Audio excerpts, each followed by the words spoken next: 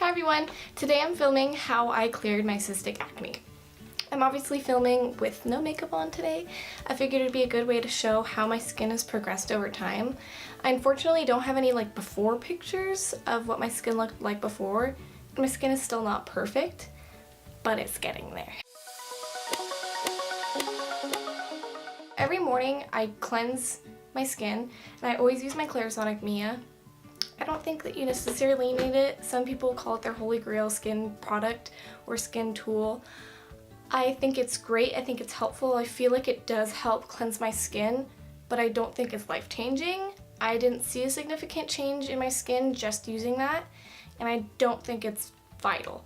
If you have some other type of brush that you like to use, I would say that that's fine. I also use my Purity Made Simple cleanser from Philosophy. You can see that this is a well-loved product. I use it both morning and night, and I cleanse both morning and night with my Clarisonic.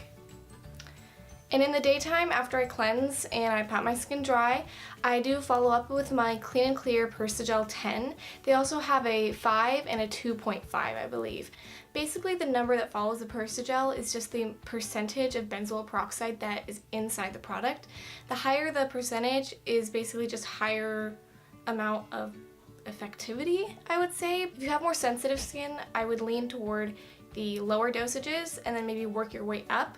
I don't necessarily think you need the highest dosage. This is just the one I started with because it's the one I had when I started this progress toward clearing my skin. And that's pretty much the only acne treatment I put on in the morning. And then I followed up with the moisturizer, and I'm currently using the Clinique Dramatically Different Moisturizing Gel. I think it's really nice if you have oily to combination skin. And I think the only thing that I would recommend that you personalize for your own use in this whole regimen is the moisturizer. I don't currently use an SPF, which I know I should, and you should if you're using the products that I'm talking about. But I can't find one right now that I like. I found a lot of sunscreens to be very oily and they cause my makeup to break up throughout the day, so I'm just trying to find one right now. The only one I've really liked so far is the Bare Minerals sunscreen, which I'll link down below. I think I'm just going to end up picking that one up. And for nighttime, I will go ahead and cleanse with my Clarisonic and the Purity Made Simple cleanser again, but I'll follow up with a lot more serums or treatments after I'm done cleansing. If you're using more than one product, it's important to apply them in the order of viscosity, so basically the most liquid to the most thick. So every single night I do follow up my cleanser with the Advanced Retinoid 2% from The Ordinary, and then after that I go ahead and I go in with the Ordinary Lactic Acid 5% plus HA, which is hyaluronic acid 2%. They also have a 10% formulation, which after I finish this bottle I'm going to go ahead and move up to. Is again, when you have a higher percentage, it's just a higher amount of that product or that ingredient that is going to help exfoliate and cleanse your skin out. Those two products are wonderful for anti-aging, but they're really harsh on your skin, and that's why it's important to follow up with an SPF in the morning.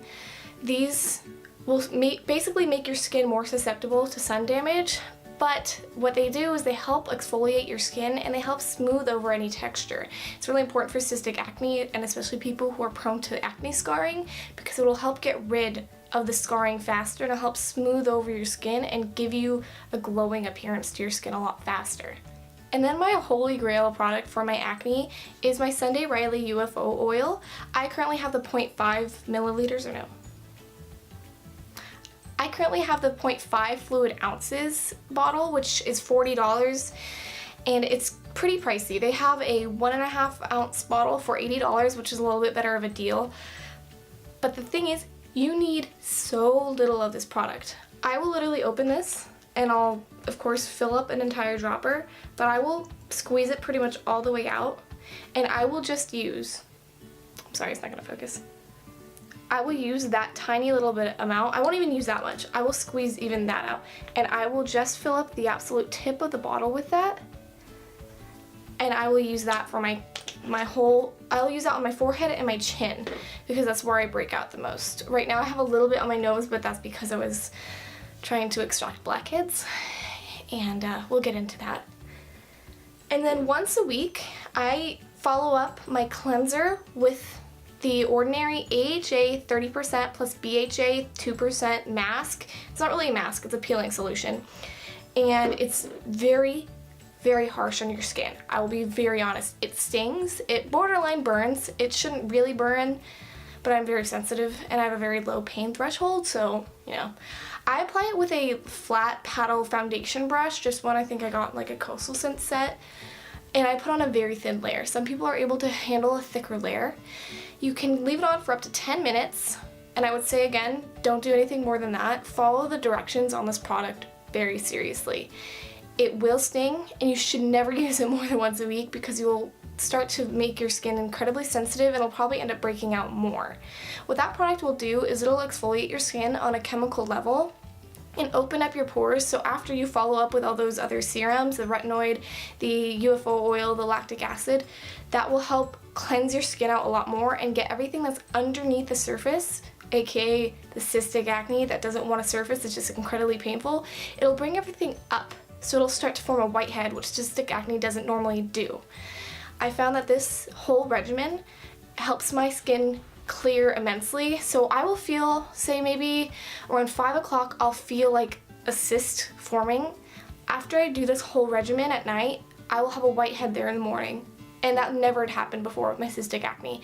It will literally bring up everything to the surface and clear your pore out overnight. I'm not kidding you. It is amazing. Okay, I chose to put my hair up because I'm sweating and it's really freaking hot. Okay, anyways, like I was saying, I do choose to pop my whiteheads once they surface. I do not try and pop anything before it comes to the surface. I do not touch a cyst before I see a whitehead. That's incredibly important. You shouldn't pick your skin, you shouldn't scratch at acne because that's how scarring will happen.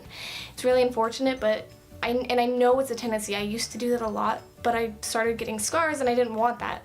I'd much rather have an acne spot last for a couple days than a scar that lasts for months. So what I do when I pop any pimples or zits or cysts or whatever I'm popping, I will never go in with my bare fingers. I will always use tissue around my fingers.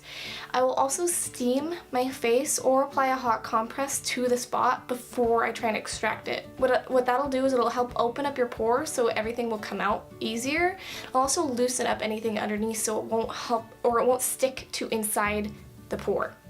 That'll make sure everything comes out. If you're going to pop anything, you should also follow up with an alcohol-based toner. I know a lot of people don't like using that and it kind of does burn after you pop something, but it'll help clear off all the bacteria from the top of your skin that has now been extracted. One thing I forgot to mention is after my U.F.O oil, I go back in with the benzoyl peroxide. Now the U.F.O oil is a salicylic acid based acne treatment, which a lot of people think that you can just find something at the drugstore, which I agree. I think you might want to start off with a salicylic acid treatment from the drugstore. The U.F.O oil has other ingredients in the oil that helps clear acne quicker, helps exfoliate the skin, and will help extract everything a lot quicker. And then after the benzoyl peroxide, I will follow up again with my Clinique moisturizer. Something I do recommend using as well if you're dealing with acne that you just recently popped or acne that is starting to dry up is this mask right here. This is the Lather Honey Moisture Mask with propolis extract, and basically it says it's a relief mask for environmentally stressed skin. I deal with that because I live in an area that has a lot of pollution, but it's also really nice because it's moisturizing and it'll help soften the skin around the acne so you don't face a lot of like crustiness or dry skin around the spot, so that your makeup, if you're applying makeup afterwards, will apply a lot better. I use that at night following all of the products that I've just mentioned, and I'll leave on a pretty thick layer. Usually I use it on my chin or like my forehead, and in the morning I find that the skin is a lot softer versus maybe scabbed over or dry. Overall, I find that the skin routine helped balance out my skin a lot. I used to have very, very oily to combination skin, where I would have oily skin in my T-zone and like dry skin on my cheeks, which I really hated.